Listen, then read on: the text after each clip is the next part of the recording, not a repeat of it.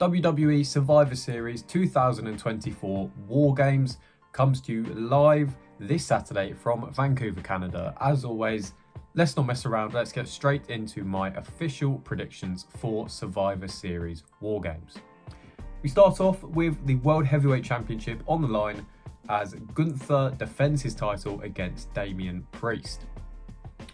Now, I am not very excited about this match, if I'm honest, starting off on a bit of a negative note. I love Gunther to pieces. If you've watched any of my other videos on this channel, you'll know exactly how much I love Gunther. This match just seems like, why are we having this match? We've already been down the road, we've done the story of Gunther and Damian Priest, in my opinion. I don't think we need to be doing it again.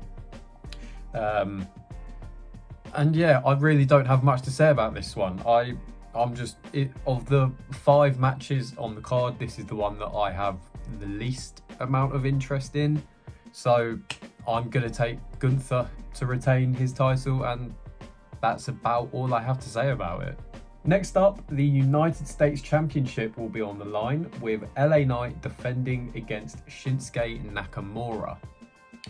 Now this interests me a lot more, mainly because I'm going to be taking Shinsuke Nakamura to become the new United States Champion. Now, it does feel a little bit like we've rushed into the match straight away. Nakamura was off telly for ages, and I don't think there was any particular reason why, other than there was not a lot for him to do. He's finally come back.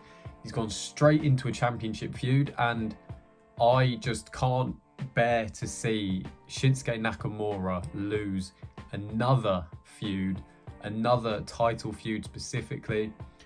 I just think he needs to win something at some point. It's been a good while since he's held a title. I can't remember exactly when, but it must be probably around COVID times, maybe even slightly before the last time Nakamura held a title.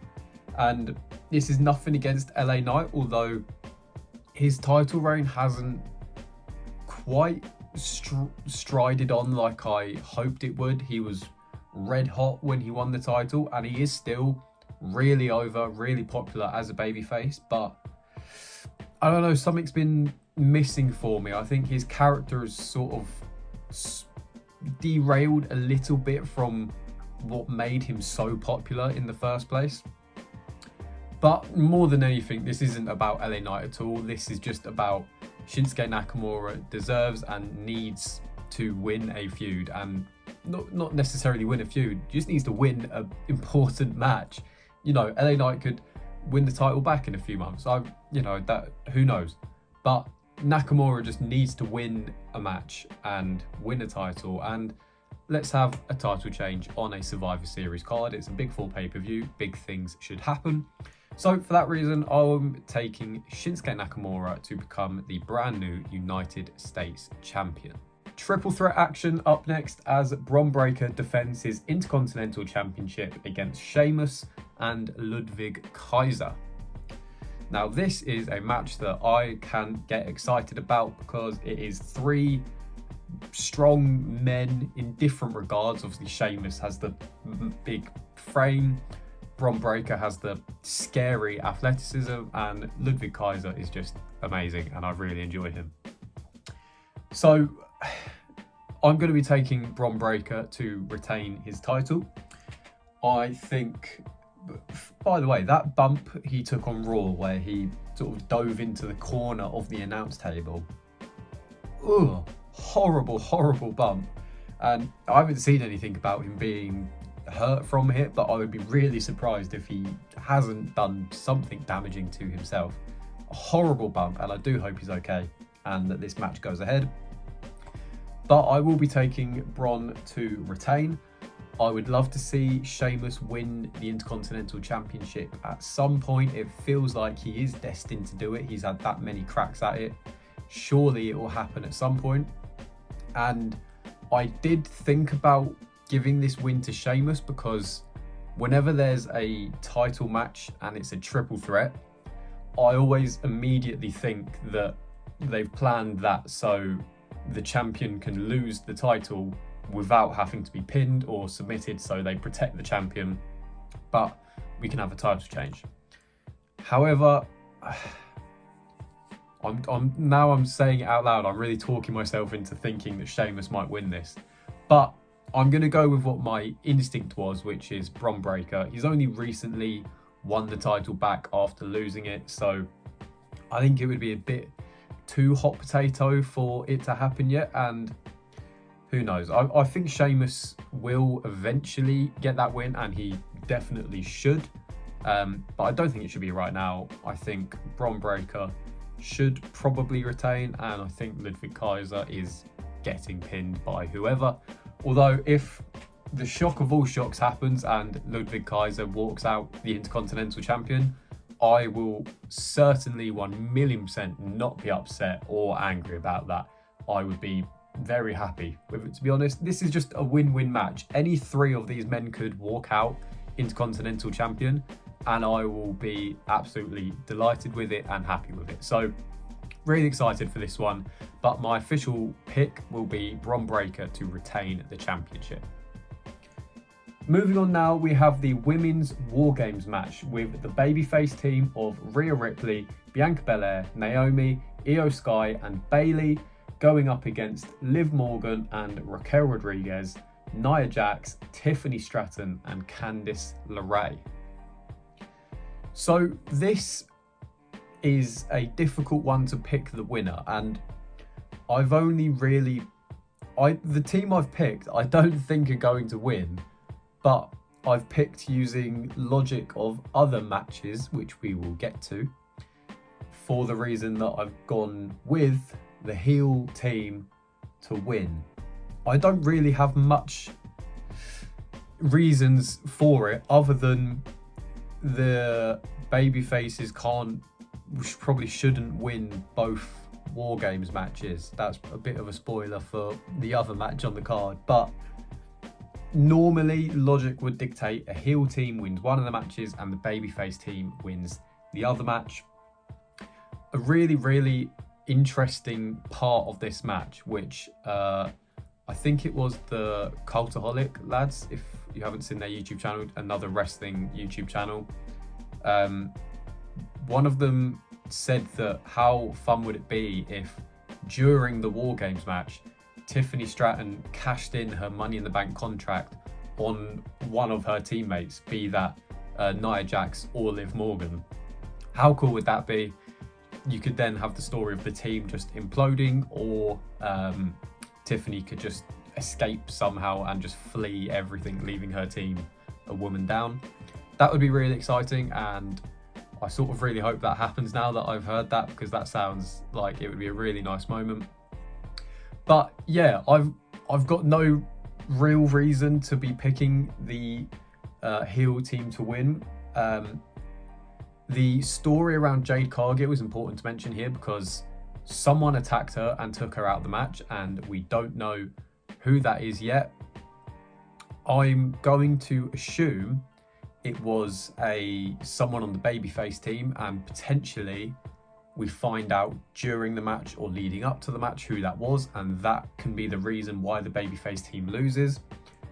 I think it will be Naomi who's the one who is revealed to have attacked Jade Cargill and taken her out of the match, because she's sort of the third wheel of Bianca, Naomi and Jade's sort of team. Naomi's sort of the spare part to it, and you know, she can be sick of that, take out Jade Cargill, let herself get into the limelight a little bit more. That makes a lot of sense to me, and maybe that can be the reason the babyface team lose. But yeah, I've not really got much to go on here. I'm just taking the heel team for professional wrestling reasons to win the match.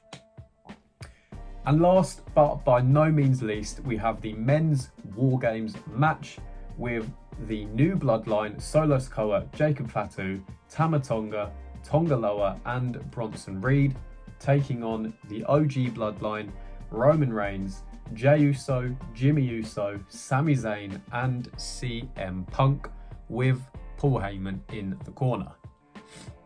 So as I mentioned before, for professional wrestling reasons, I had to take the women's heel team to win because I'm taking the men's babyface team to win. I think the OG Bloodline will come out on top here. We've had, with the OG Bloodline versus the new Bloodline, we've had 2 matches so far, I believe. We had the Bad Blood tag match with Cody Rhodes and Roman against Solo and Jacob, I think, which Cody and Roman won. If I'm going to check this because I don't want to be wrong with what I'm saying. Yeah, that's right. And then at Crown Jewel, we had triple threat tag teams, 6-man tag words, where the new Bloodline beat Reigns and the Usos. So we won a piece really at the moment, and I think just to seal it off and give a sort of not really definitive, because I don't think this will be by any means the end of the Bloodline storyline at all. We've been going for 4 years at this point. Why not another Thor? Thor. And I don't mean that sarcastically either. It's the greatest storyline in wrestling history, in my opinion. But nonetheless, I just think the OG Bloodline will win. I think there's a lot of factors that could get involved in the match. Obviously, CM Punk's addition to the Bloodline team is the wild card in you don't know how his relationship with Roman Reigns is going to pan out. We don't know Paul Heyman's allegiances at this moment in time. We know he's aligned himself with CM Punk. Is he happy and content with Roman? Obviously, he should have no likeness to Solo Sikoa and the new Bloodline because they tried to murder him. But Roman and Punk is sort of his dividing point. And then obviously, when we're talking about the Bloodline, we have the overriding factor of, will The Rock be involved in any way at all? And I think another interesting point to make with The Rock is we saw at Bad Blood that The Rock came out because, assumingly, he was livid at Roman for teaming with Cody Rhodes. Maybe we could have a similar thing where he comes out because he's livid at Roman Reigns for teaming with CM Punk. We know the history that CM Punk and The Rock have. CM Punk had been very vocal about his displeasures with The Rock in the early 2010s. He thinks he was robbed of a WrestleMania main event. He lost his, at the time, longest WWE Championship in the modern era reign to The Rock at the 2013 Rumble, I think. Yeah. So we could have that, and then you have The Rock. Probably, it's Survivor Series, it's a Big Four pay-per-view. Or is he still filming? No, he's finished filming Moana. He's doing the live action one now, I think. He does so many movies, I can't keep up. Nonetheless, no matter what happens, if The Rock is going to make an appearance, I would assume it will be after the match and therefore won't impact the winners of the match, which will be, in my opinion, the original Bloodline, Roman, the Usos, Sami Zayn, and CM Punk. So those are my picks. If everything, little behind the scenes here, if everything feels a bit off the cuff and random with just my thoughts coming out, that's because it is. If you want to know the planning that goes into my predictions videos, it's this.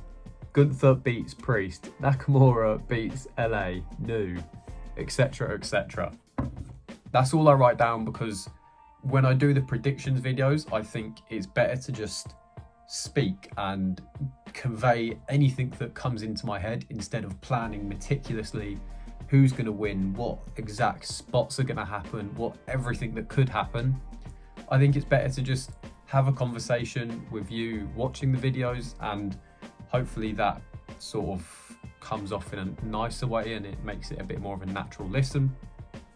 But anyway, that's just a little peek behind the curtain. Nonetheless, those are my official predictions for Survivor Series 2024 War Games. I hope you enjoy the pay-per-view. Should be a good one. It's a Big Four, always good. War Games are always fun to watch. And yeah, thank you for watching.